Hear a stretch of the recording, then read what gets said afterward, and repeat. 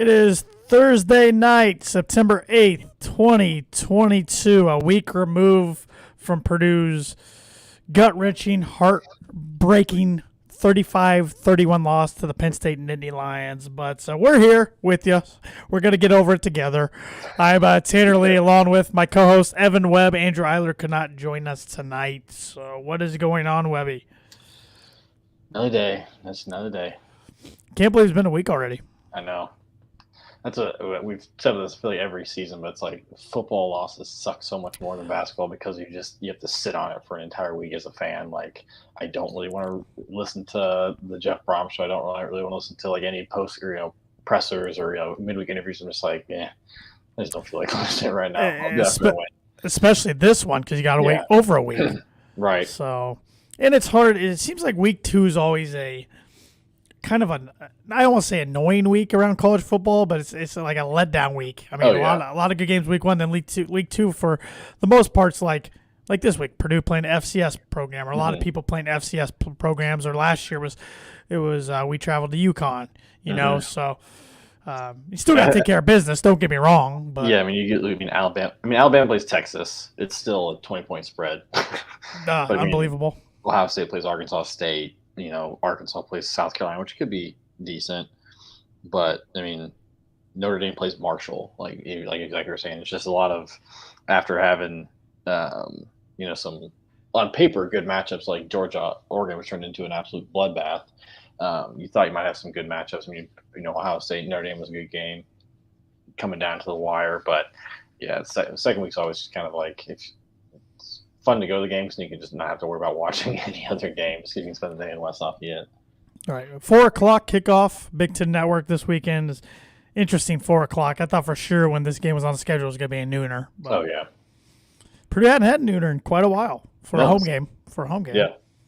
So, but first, let's go ahead and get the heartbreak over with. Let's rip the Band-Aid off. Let's talk about Purdue's 35-31 loss to Penn State, a game it looked like Purdue had it in their grasp. Really, they did have it on their grasp. All they needed to do was get one first down, and the game was most likely over, and they just couldn't do it. Yeah, it kind of – and maybe I could be remembering the game wrong, but it kind of reminded me a little bit of last year's opener against Oregon State, where only Purdue kind of was able to finish it out, whereas there's a lot. I think during that game, it was like, man, we were hanging on by a thread. We couldn't move the ball towards the end. It's like, man, if we don't get a score, or if we don't get this stop, this game could be over. And it's kind of the same thing. It was like the last 6 minutes just felt like forever. It was like, man, just hold on. And then we couldn't.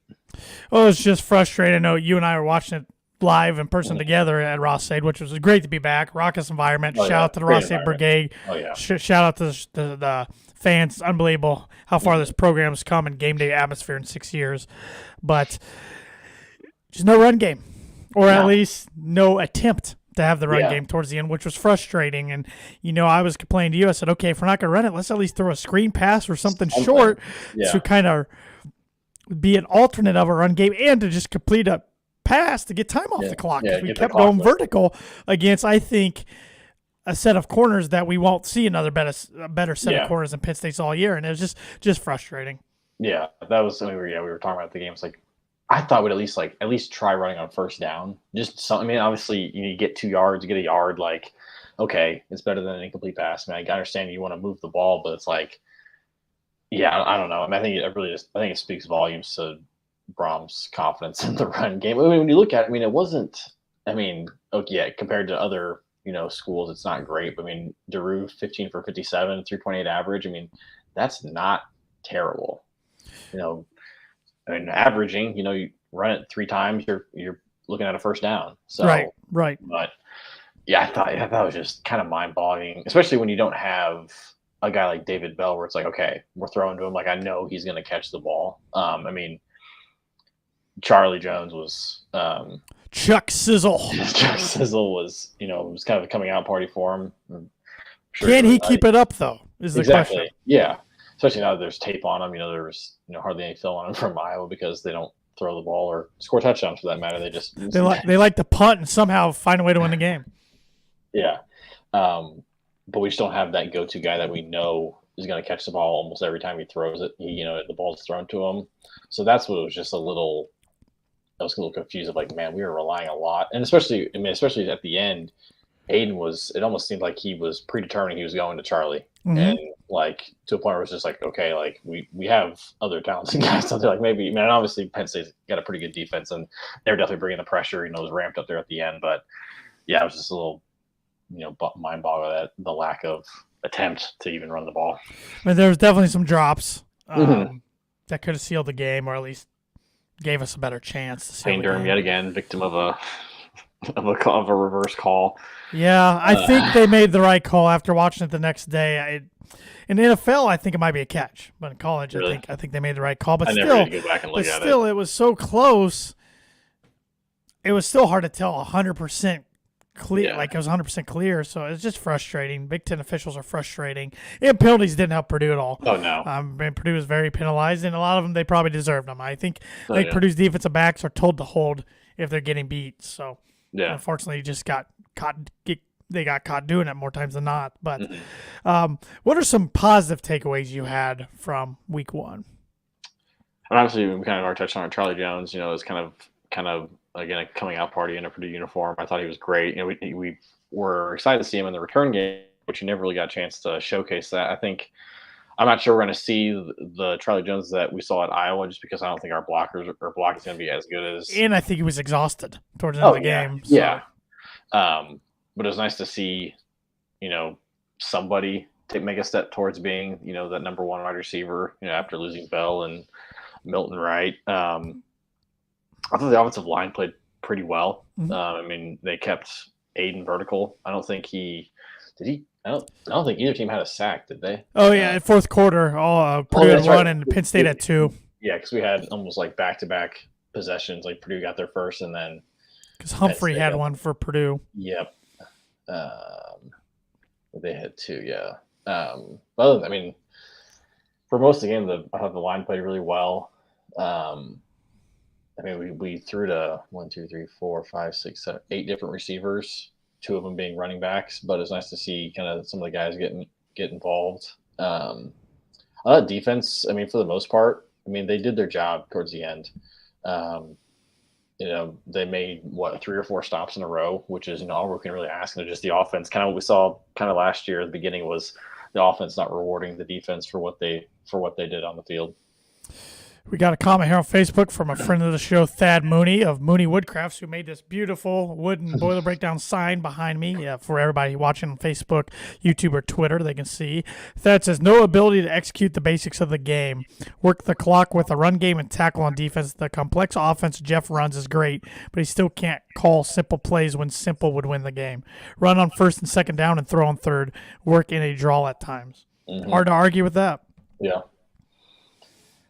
Yeah, I mean, he's been criticized by the media in the past for being too conservative at times with the lead, and now he goes the opposite way, aggressive. So yeah, I mean, it's tough position to be in, but it was frustrating. Yeah, I was listening to the post game for a little bit. I can only listen to the post game so much when you have people calling in, just because I get mad at people way too easily.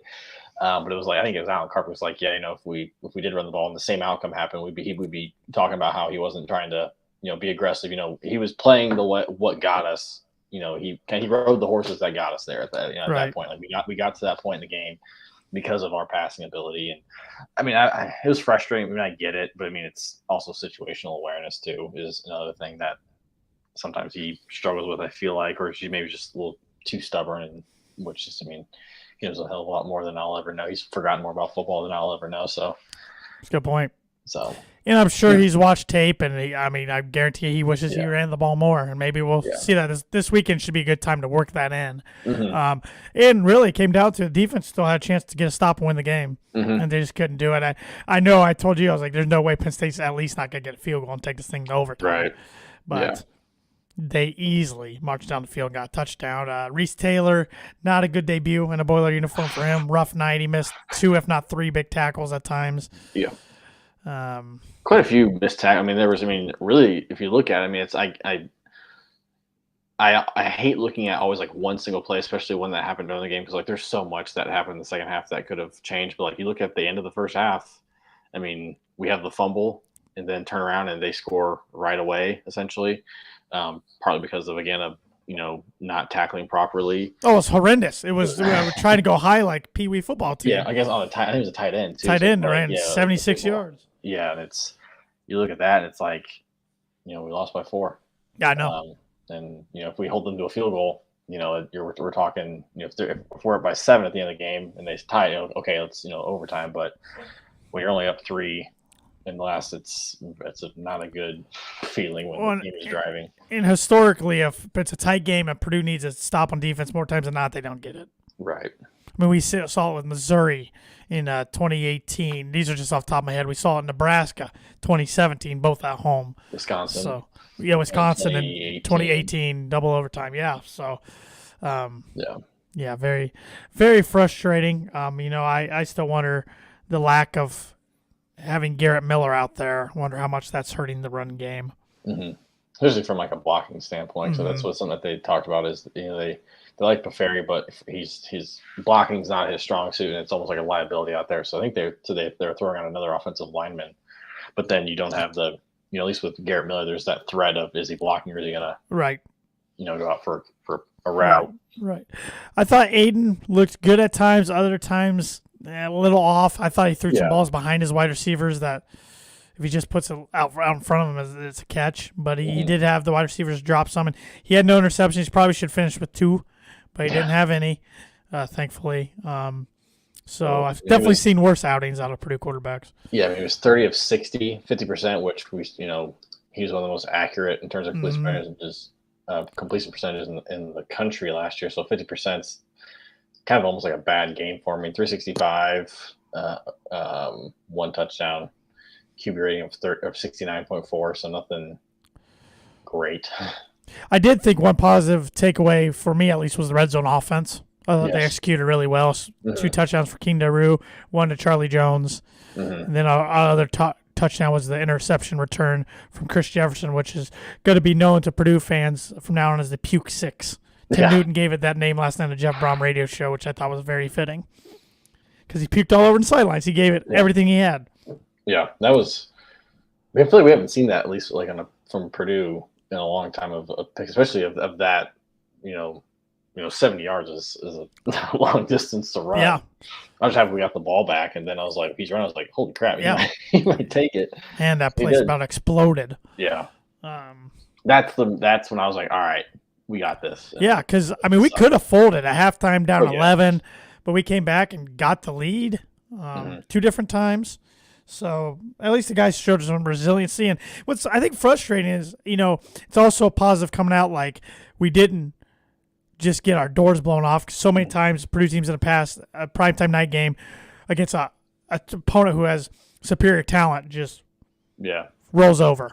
But Purdue didn't. And honestly, I'm not trying to be too Purdue biased here, but I thought Purdue was the better team. Yeah, I thought, coming out of that game, I was mad, obviously, losing. But, again, it was that whole, kind of go into it was if we lose, it's not the end of the world sort of thing. Not the Marshall all eggs in one basket sort of ordeal.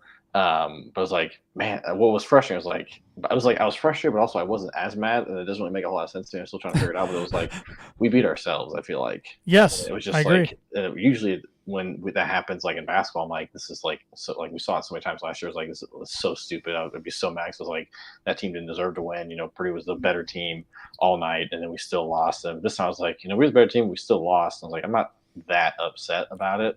We can still have a really great season. I saw some people saying no point in playing the rest of the season anymore because we're not going to win the West. And I was well, Penn State's in the East, so that has no bearing on our West conference standing. So no, it still can be a great season. I think it could hurt. At least my record prediction of 10-2. I think Purdue needed that one, but hopefully I'm wrong. Wrong.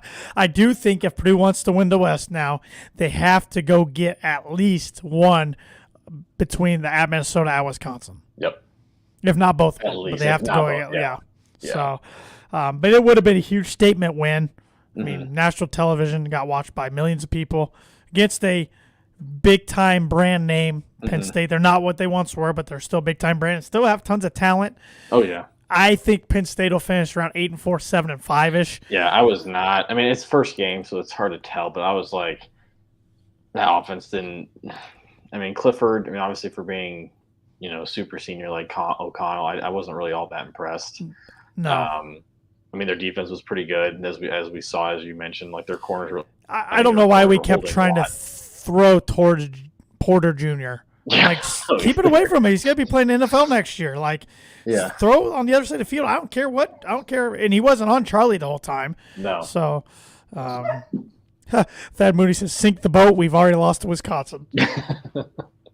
I'm sure you're not the only Purdue fan thinking that way. No. But, yeah, definitely I would like to see more pass rush. Mm-hmm. I thought that was a little disappointing. But when Purdue gave them different looks on the defensive front, that's when they got home finally. Mm-hmm. So when they switched the ends to defensive tackle and put the tackles out at nose, that's when they got in there with Humphrey getting the sack. So I liked how many players they were rotating in. Mm-hmm. I thought that was good. The depth was good. And on offense, too, Mershawn Rice, want to see more of him. Mm-hmm. I thought he looked good. He finally was able to – that guy's had such bad luck when it comes to injuries last few years. Yeah. I'd like to get Tyron Tracy the ball more. Mm-hmm. He only got the ball, I think, once or twice. So let me see. Get him involved more would be nice. He had 2 receptions for 17 yards. Yeah. Didn't even run the ball. So, but I thought Sheffield, besides his fumble, had a pretty good game, which that was just carrying the ball in the wrong hand. Mm-hmm. That was just fundamentals. Special teams was okay. I know a lot of people were hard on the punter. I mean, he wasn't booming it, but I didn't think he was awful. The only gripe I had with special teams was our kickoffs weren't getting to the end zone. Which right. And we kicked one out of bounds. That too. I feel like that wasn't really an issue last year, unless I'm just not remembering right. But I feel like we were able to get it because not like it was like a windy night. It was a beautiful night. It was perfect weather. Maybe a slight breeze, nothing enough to like where it was keeping it from getting into the end zone or making it go out of bounds. It was just that was probably one of the more frustrating parts. Do you put this game in a top 5 Purdue football heartbreaker for you? I don't think so. I don't think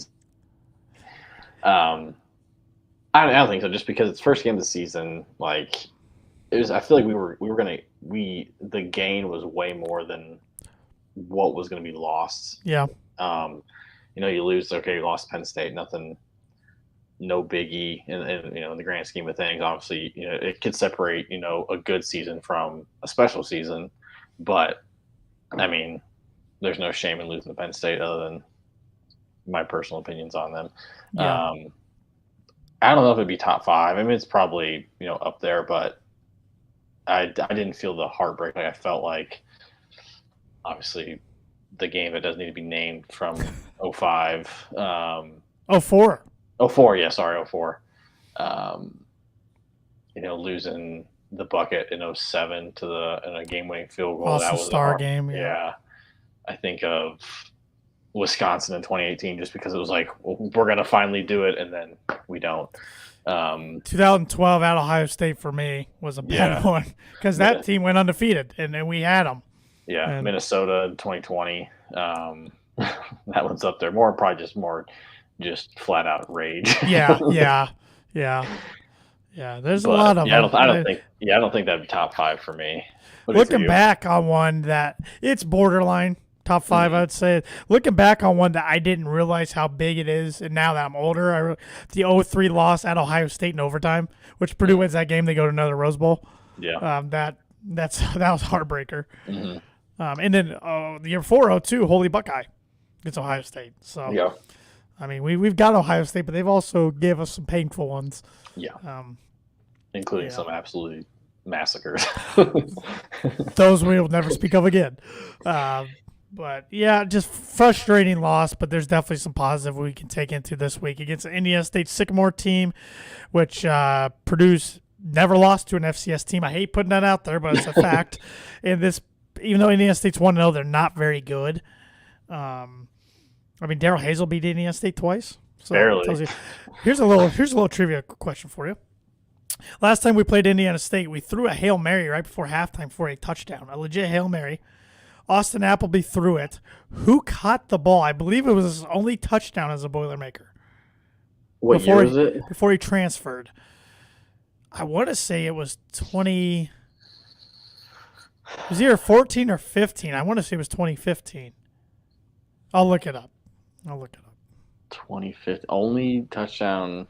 I think it was the guy's only touchdown that he ever If caught. he transferred, I'm going to have no idea. The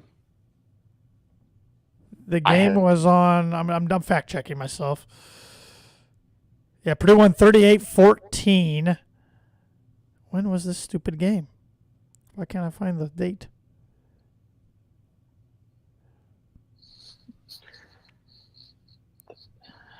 Okay, I do. It was a 51-yard pass from Austin Appleby before half to give Purdue a 24-7 lead at half. I don't even remember that. I have no idea.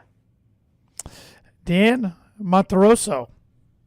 Oh, okay. That's Number 9, and then he actually transferred and played college basketball.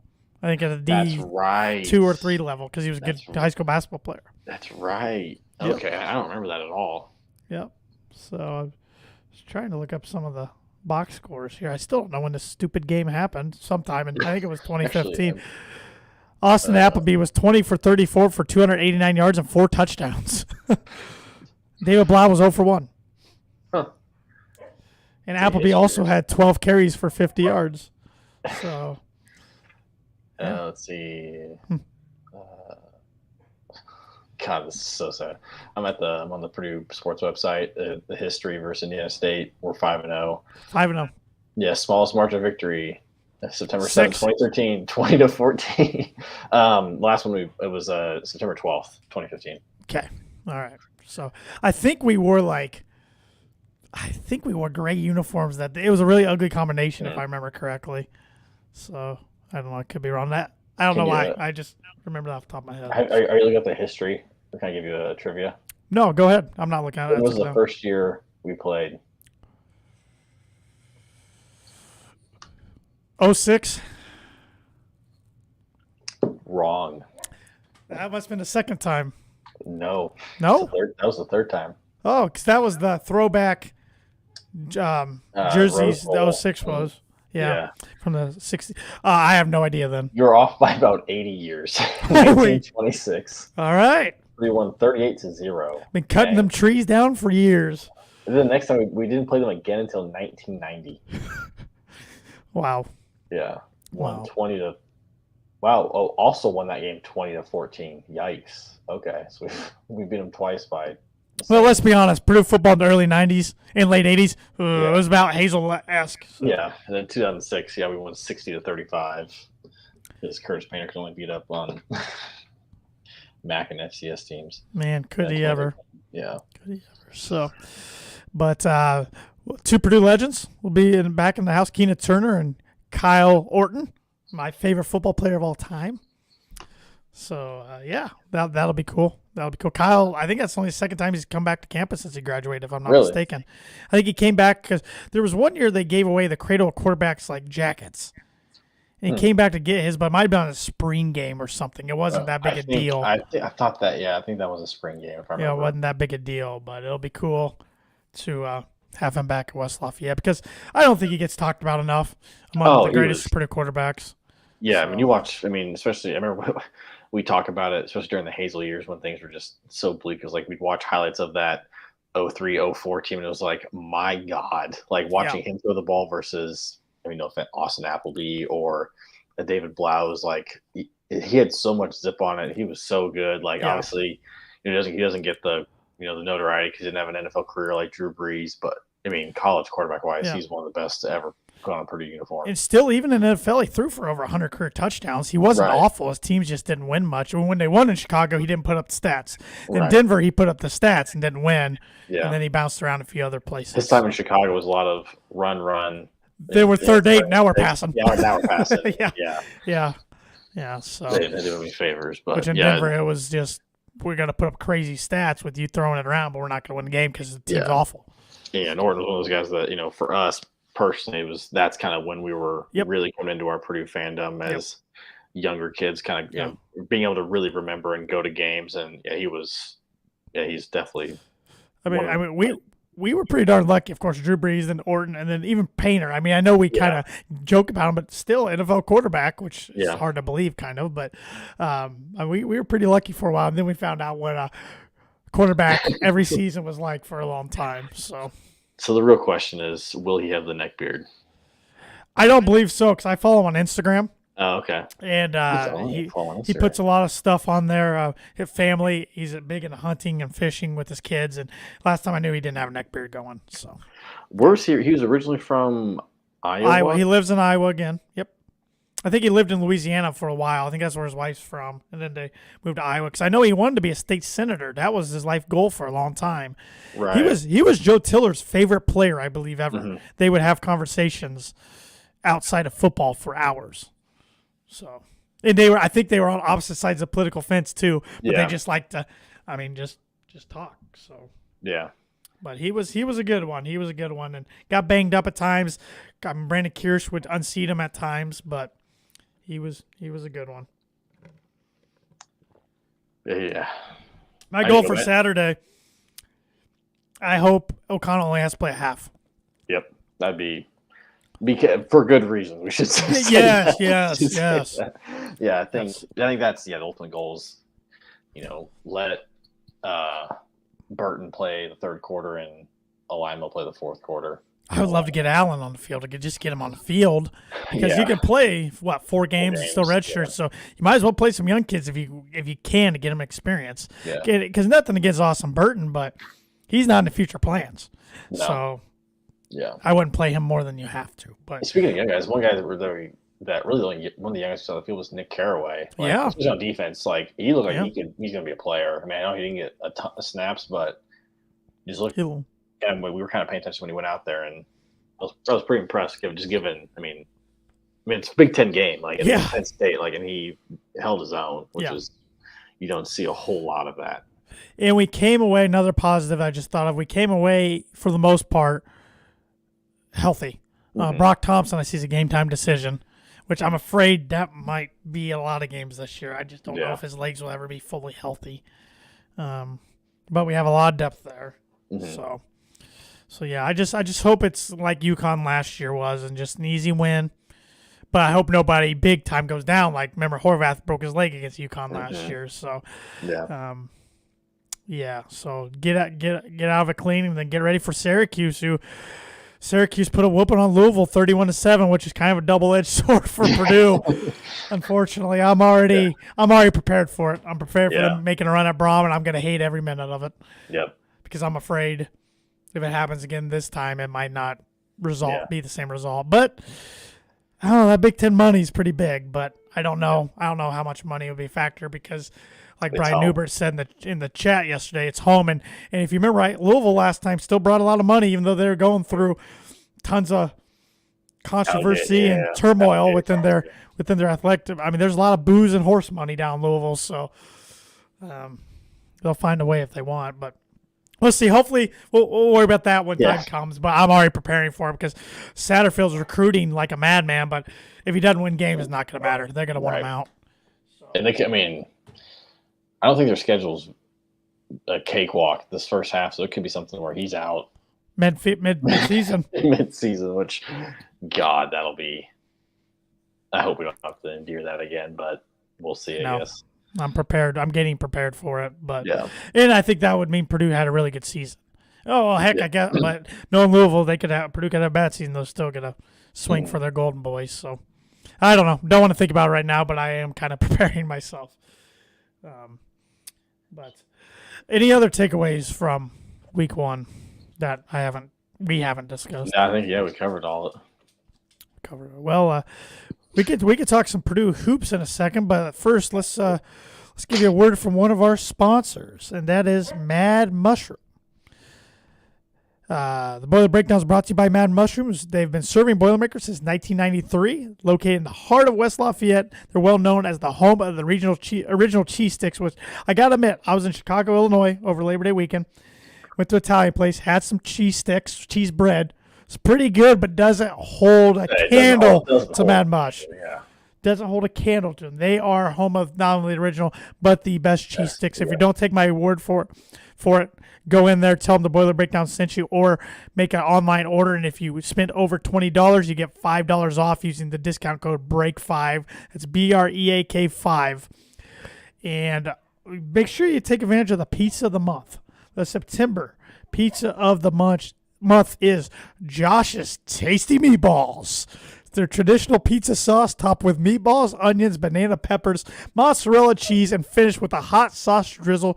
Served, of course, with a side of ranch, starting at $14. Go get yourself I about said a set of Tasty Meatballs, but get yourself some Tasty Meatballs that belongs to Josh on a pizza. So that's all month long in September. Take advantage of a discount code, BREAK5. $5 off any order over $20, or just simply tell them the Boiler Breakdown sent you. Absolutely. So get 2 of them. Get 2 sets of Josh's Tasty Meatballs. I guess cheese sticks while you're at it too. Yeah, just get go before the game. You got plenty of time before the game. Yeah, before the game or after the game. Yeah, celebratory victory dinner. So there we go. Yep, I'm proclaiming the victory already. So if we lose, blame it on me. Blame it on me. So, Big Ten basketball hoop schedule came out today, which I knew it was coming soon. Yeah, I mean, it was coming. It's always. I mean, it's. This was probably like the least excited I was for, just because nowadays with basketball, you don't know. I mean, just with the transfer portal and you know, you might have an idea, but there's some teams that like have whole new rosters, and it's all you can really go by is what was there previously, which isn't always a fair assessment. But I thought it was when I saw the schedule, I was like, they had the players like, oh, we're gonna see New Jersey. It's gonna be that's what I'm more excited for. Yeah, so I was like, oh, they used old pictures. Gosh dang it! It's got to be coming soon, doesn't it? I think so. Yeah, I think the Twitter account over the summer, when someone asked, it said September. So guess what month it is? It's September. I thought the schedule makers did Purdue a lot of favors early on in the schedule. Yes. Starting, of course, we thought that last year too. True. The December game at Piscataway. Yeah, number 1 in the country. Starting, if we're number 1 in the country December somehow, I'm not going to be griping. So no. We start off with Minnesota at home on December 4th, then travel to Nebraska on December 10th. And then with students on break, we host Rutgers on Monday, January 2nd, but go to Columbus on Thursday, January 5th. Hope their students aren't back yet. And then it's going to be a mausoleum in there anyways. True. And travel to Penn State Sunday, January 9th or 8th, but that's at a different arena than Penn State's arena. You're playing Philly, the Palestra. Yes, a famous arena. That'll be cool. Then they return home on a Friday home game against Nebraska. We seem to always play Nebraska on Fridays. I don't know why. Mm-hmm. Monday nighter up in East Lansing. Is that another? That could be maybe another like Martin Luther King Day game. Oh, it could be January 16th. Yeah, so you could always just crap. It's Martin Luther King Day. Yay! Taking off work that day. Then we go to the barn that week, Thursday, January 19th. Return to home a week later, Thursday, January 22nd against the Maryland Terrapins. Travel up to Michigan for our only contest against Michigan on January 26th. At least as of right now, we have a week for that game, whereas last time we had about like 2 days last year. True. Then we have Sparty and Izzo coming into town for a Sunday January 29th. You've got to think that's CBS. Yeah. Then we host the Nittany Lions Wednesday, February 1st. Travel down to Bloomington, where it smells, Saturday, February 4th. Then host Fran and the Berserk Hawkeyes Thursday, February 9th. Travel to Evanston, where Gene Katie said was always tough because they said words that you didn't know what they meant. On Sunday, February 12th. We should go to that game. That would be a fun one. It's close. Then we go to College Park. I hate playing there. Yep. Thursday, February 16th, Maryland. Get the Buckeyes at home for a Sunday contest, February 19th. The Hoosiers at home for a Saturday, February 25th game. So, like you mentioned before we started recording, both match up with the Hoosiers on Saturdays. Don't remember the last time that's happened. Yeah. Go up to the Kohl Center Thursday, March 2nd, only contest with Wisconsin. And then we get the Fighting Illini home on Senior Day, March 5th for a Sunday contest. The only time we see the ILLINI. That's a tough Senior Day game. I was like, we don't have any seniors. That doesn't even really matter. Jenkins. That's true. But Yeah. and it could potentially, most probably, Edie's last game. Yeah.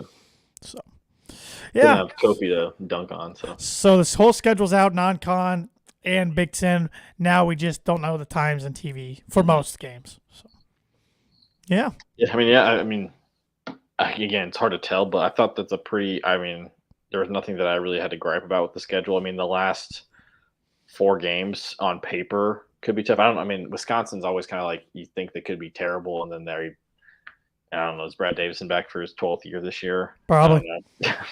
But I mean, Ohio State should be pretty good. Indiana's on paper looking to be, they're projected to win the Big Ten, and then Illinois.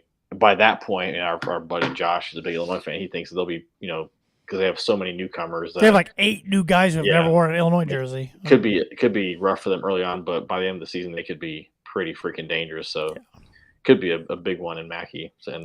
Big Ten should still be a pretty good conference this year, I would think. But like you said, more so in college basketball and football, it's hard to tell who's going to be good year in, year out now because of the transfer portal. I did see Michigan, I shouldn't be surprised. Michigan State's non-con. They always load it up. Was stupid. Where did I see it? And it usually plays dividends come March. So. Yeah, so they play Gonzaga November 11th in San Diego. They play Kentucky the very next game in Indy. They play Villanova, I assume for the GABA games in East Lansing. They play Alabama in Portland. That's the PK 80 game. Yeah, so they're on the other side of it. Mm-hmm. Yeah, and then they play Notre Dame for the ACC Big Ten Challenge. It's like yeah, they'll probably take some lumps, but they'll be a better team from it. So, I mean, the PK 80, like who knows who else they can play in that? Because I can't remember who's in. They're not in our bracket, but still, that tournament's always loaded. Which I'm really excited for us to be in it this year. Yeah, it'll be a good test for our guys, especially our young guys, right away. So, but it sounds like everybody's cleared on the injury front, and ready to go. So that's good. Got full squad back, so that's good news. No setbacks for anybody. Got a new commit, which is fun. I hate talking about commits too early anymore, but it sounds from everything sounds like he'll fit in perfectly at Purdue. So, he's a son and nephew of pro women's basketball players, and last time we had a player who was the son and or nephew of a pro women's basketball player, it turned out pretty well for Purdue. Good point. As Painter definitely likes the coach's kids, especially when they've been pros. I mean, we've got a former pro son coming in next year with Miles Colvin. So, and as Brian Newford always says, kids of pros typically find a way to be pretty good because they've got a nice little support system around them. So. Yeah, I mean, and Roosevelt's daughter's a good volleyball player for our team. Yeah, so. And our volleyball team. I mean, they're top 10 now. I was looking at, because I know we talked about the game, because they had a promo at the game about volleyball and how they're number 11. I was like, yeah, number 11, that's awesome. You're like, yeah, it's like 6th in the Big Ten. I think we're 4th. I think Nebraska's 2nd. I saw Wisconsin. Penn State's like it's like 20th. Oh, okay. Illinois is 25th. I just looked it up because I was talking to my fiance about it. Where was it here? Rankings. Yeah, Nebraska's 2nd, Minnesota's 3rd, Wisconsin's 6th, Ohio State's 8th, Purdue's 9th, Penn State's 20th, and Illinois' 25th. You can also say that's wrestling too, because wrestling, same stuff happens. So, did the soccer team beat Notre Dame tonight? Notre Dame was ranked 9th in the country. I was just curious. I honestly have not been. I've been traveling late for work, so I did not. I was just curious. I don't know how the soccer team's been doing. I know they beat Kentucky in the opening game this year, but lost 3-1. Oh, dang. Yep. I always like to beat Notre Dame and everything. Absolutely. Looks like they got up quick, 2-0, and it's kind of controlled the game from there. Yeah. Dang. Well, what's the? Do you want to pick some games first, or do you want to? Yeah, let's go ahead. No, let's go ahead and pick some games, and then we can. I mean, there's not really. Let's see. No, the Big Ten slate's pretty bad this weekend. Let's see here. Let me pull it up. That doesn't help. Wow, you're not kidding. Yeah, I mean, Arkansas State at Ohio State. There's a couple of close spreads, which Duke and Northwestern will be an intriguing one. I think Northwestern will win, but I don't think they cover the 10.5 spread. Washington State, Wisconsin could be interesting, but I think Wisconsin wins. They'll just play ball control.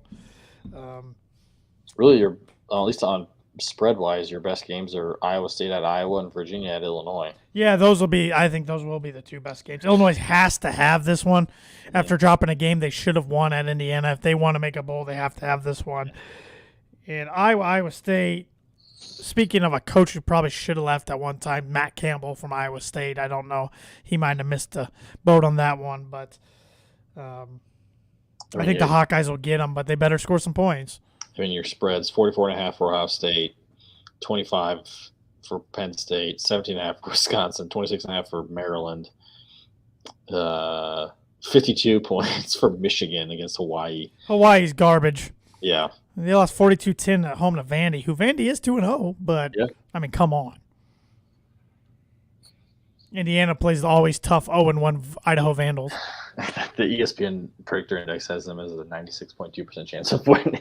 And that non-96.2% is probably Mark Schlereth of ESPN since he played ball there. So, yeah, but Indiana does have, I mean, they got West Kentucky, I think, next week, and then at Cincinnati. So at least they'll get tested coming up soon. And then they got a gauntlet to begin Big Ten season. Yeah. So, what do you think of the Purdue-Indiana State game? I think Purdue wins pretty comfortably. I'm gonna go 45-13. God, you were so close to my prediction. I said say 42-17 was my. Yeah, I'll take either one. Is there a spread on? I didn't see a spread. They usually don't put them on FCS teams. That's true. Games, it seems like so. Our matchup predictor is at 98.9% chance. So you're telling me there's a chance. Apologize to everybody for my dog barking in the background during this episode. He is being awful. He usually behaves himself in here. So just excited for Broncos football. Yeah. I gotta wait till Monday. Thanks, NFL. At Seattle, I wouldn't be nervous if it wasn't week 1. Right. But I am. So, but yeah, speaking of, NFL football is going on right now. And so we got to wrap this up so we can go watch the Bills and the Rams a little bit. So why don't you let all Boiler Breakdown listeners and viewers out there know what the shop's up to right now? Absolutely. So once again, we're happy to have the shop back on board for another season of the Boiler Breakdown. Shop has been bringing sports and hometown apparel to fans since 2011. From our humble beginnings in garages and basements, you can find us at our 2 retail stores and online. They've got 2 locations, one in Carmel downtown and one in Broad Ripple. I know the Broad Ripple one is being affected by some construction on Broad Ripple Avenue right there, but you can still access the building via the sidewalk. So still stop by if you're in Indy. Excuse me. We make comfortable shirts. It makes us happy. The shop is located in Carmel and Indianapolis, as well as online at theshopindy.com. We make the best shirts, period.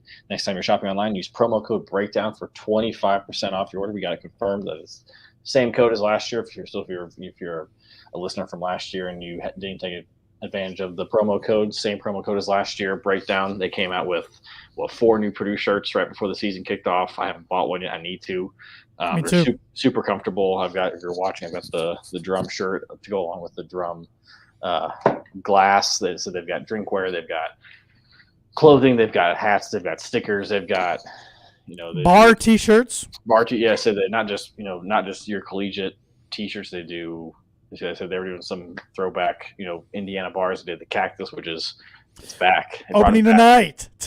I thought I saw Bruce say it's not actually officially open. Oh, I thought it was tonight. Yeah, I saw a tweet from him the other night. I maybe didn't read it right, but they had Jake's RIP, one of our favorite personal. Yeah. I got a lot of crap from people, but that was one of our favorites. Mm-hmm. I mean, Indiana Parks. I mean, other colleges in Indiana that we don't care about.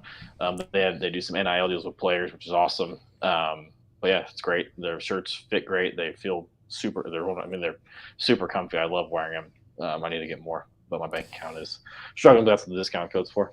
Yes, absolutely. Buy yourself. Whoops, that's from last week. Apologize there. I've tried to delete some of these overlays and one popped up there. Buy yourself some merch from the shop, theshopindy.com. Like Evan said, use promo code BREAKDOWN for 25% off. No excuses, everybody. No excuses. No excuses. We want to see those numbers up this year in merch sales. So, final thoughts, Webby, as we wrap up this podcast and look forward to next week's. Glad football's back. Obviously, disappointing start to the season, but I mean, we can still have a special season. You'd like to see. There's always that cliche of teams make the jump between week 1 and week 2. So hopefully we can see. I mean, it's going to be tough to really compare versus in terms of the level of competition, but hopefully we see less penalties. What I'm looking for this weekend, I should say, is less stupid penalties, better tackling from the defense, and like we kind of talked about, is get Aiden, get him in there, get him out, and keep him healthy, and come away injury free. That's really the big thing. Just win comfortably, come out clean. Don't be stupid. Yep. I mean, get the win at all costs necessary. But like you said, play good, clean, turnover-free football, injury-free football. Get the W and get ready for the orange, because I just have a feeling that's gonna be a tougher test than we think. A noon game and inside in a dome, it just might not be as easy as we all thought at one time. So, but let's start on Saturday. Let's boil it up, hammer down, and cut down those sycamores. Boil her up.